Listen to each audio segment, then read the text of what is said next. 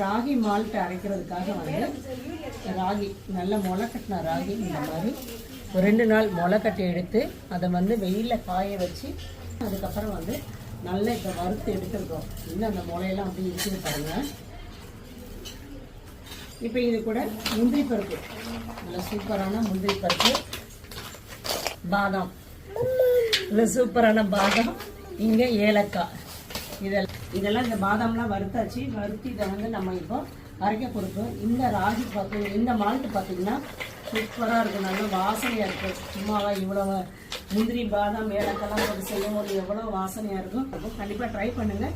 இது நம்ம ஹேமாஸ் கிச்சன் ஃபுட்ஸில் இருக்குது. இந்த ராகி மால்ட்டு தேவைப்படுறவங்க வெப்சைட்லேயும் ஆர்டர் பண்ணிக்கலாம், இல்லைனா நீங்கள் வாட்ஸ்அப்லேயும் ஆர்டர் பண்ணிக்கலாம்.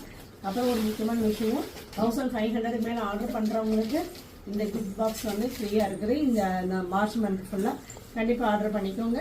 தேங்க்யூ.